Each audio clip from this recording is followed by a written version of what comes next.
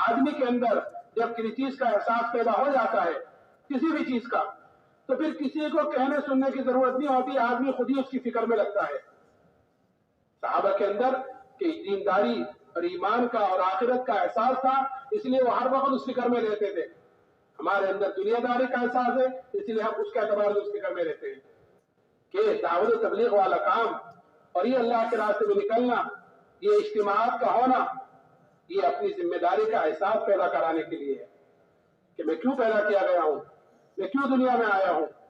افحسبتم انما خلقناکم عبثا وانکم الینا لا ترجعون, کہ تم یہ گمان کرتے ہو کہ تمہیں یوں ہی بیکار پیدا کیا گیا ہے. کہ نہیں, ہمیں بیکار پیدا نہیں کیا گیا, ہمیں تو ہر ایک کو اللہ نے اپنی عبادت کے لیے پیدا کیا ہے. اور عبادت خالی نماز پڑھنے تک کی عبادت نہیں ہے. آج کل تصور بنا ہوا ہے عبادت کر رہا ہے نماز پڑھ رہا ہے, کہ جیسے میں نے کہا تھا عبادت تو اور دین تو ہر وہ عمل بن جائے گا جو عمل ہمارا نبی کے طریقے کے مطابق ہوگا. اس لیے میرا محترم بزرگوں دوستوں, ہمیں دعوت کے ذریعے سے اپنے اندر کے یقین کو بدلنا ہے, دعوت کے ذریعے سے یقین کو بدلنا, اور ذکر کے ذریعے سے اپنے اندر کی غفلت کو ختم کرنا. غفلت بھی ہمارے اندر ہے, اور ایسی غفلت ہے آج ہمارے اندر کہ ایک آدمی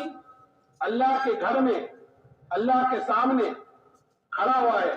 اور غافل ہے, یعنی نماز پڑھ رہا ہے اور غافل ہے. کہ کوئی کاروبار میں, کوئی بیوی بچوں میں, کوئی کہیں, کوئی دوست احباب میں, کوئی کہیں گھوم رہا ہے, کوئی کہیں گھوم رہا ہے اور نماز پڑھ رہا ہے. کہ غفلت کہیں کی وجہ سے ہے کیونکہ غیر اللہ کو بولا جا رہا ہے, غیر اللہ کو سوچا جا رہا ہے, غیر اللہ کو سنا جا رہا ہے, تو اس لیے اللہ کے سامنے کھڑے ہو کر بھی غیر اللہ کا دھیان اندر ہے. اس لیے ہمارے بڑے 3 تسبیح صبح کو, 3 تسبیح شام کو دھیان سے جی لگا کر, ایک تسبیح تیسرے کلمے کی سبحان اللہ, الحمدللہ, لا الہ الا اللہ, اللہ اکبر, اور ایک تسبیح درود شریف کی, ایک استغفار کی, یہ 3 تسبیح صبح کو, 3 تسبیح شام کو دھیان سے جی لگا کر باوضو ہو کر قبلے کی طرف منہ کر کر آدمی اپنے ذکر کو پورا کرے دھیان کے ساتھ. لیکن اللہ کا ذکر اگر غفلت سے بھی لیں گے تو ثواب تو اس پر مل ہی جائے گا. اللہ کا نام لیا ہے کہ ثواب اس پر مل جائے گا, لیکن غفلت اپنی جگہ باقی رہے گی, اور اصل ہے غفلت کا ختم کرنا.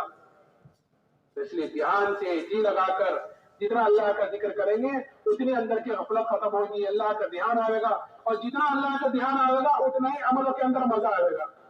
آج نمازیں ہم غفلت سے پڑھ لیتے ہیں اس لیے مزہ نہیں آتا, کہ اللہ کے دھیان کے ساتھ اور وعدوں کے استحضار کے ساتھ جتنے ہم نمازیں پڑھیں گے اور جتنے ہم اعمال کریں گے اتنا ہی اس عمل کے اندر کرنے میں جی لگے گا. آدمی کو جب کسی چیز کا کام کا پتہ چل جاتا ہے کہ میں یہ کام کر رہا ہوں, صبح 9 بجے سے لے کر 5 بجے تک مجھے یہ کام کرنا ہے, اس پر مجھے تنخواہ ملے گی, اور اگر اچھے سے اچھا کر گیا تو میری تنخواہ بڑھا دی جائے گی, تو اس کو اس کام میں کرنے میں جی لگتا ہے. یہ ساری چیز اس کے لیے برداشت کر لیتا ہے, گرمی ہو سردی ہو, ساری چیز, بھوک کو بھی کھانے کو بھی آگے پیچھے کر لیتا ہے, کیونکہ اس کے سامنے ایک چیز ہے, نتیجہ اچھا ہے اس کے سامنے. ایسے ہی ہمارے سامنے اگر اعمال کے وقت اس اعمال کا استحضار, اس پر جو اللہ کی طرف سے ملنے والے وعدے اس کا استحضار اندر ہوگا تو اس عمل کے کرنے میں جی لگے گا. میں ایک مرتبہ سبحان اللہ کہہ رہا ہوں تو مجھے اللہ کی طرف سے کیا مل رہا ہے, میں نوافل کا اہتمام کر رہا ہوں تو کیا مل رہا ہے, میں قرآن پاک کی تلاوت کر رہا ہوں تو مجھے کیا مل رہا ہے. جتنا استحضار کے ساتھ ہم اعمالوں کو کریں گے تو ان عملوں کے اندر جی لگے گا اور مزہ آئے گا, اور اس اعمال کے اوپر استقامت ہوگی. آج عملوں کے طرف سے آج عملوں میں استقامت بھی نہیں ہے, آج کیا کل چھوٹ گیا, کل کیا پرسوں چھوٹ گیا, کیا نہیں کیا. اس عمل پر ثواب تو مل جائے گا, لیکن روحانی اعتبار سے جو آدمی کو ترقی ہوتی ہے وہ عمل کی پابندی سے ہوتی ہے.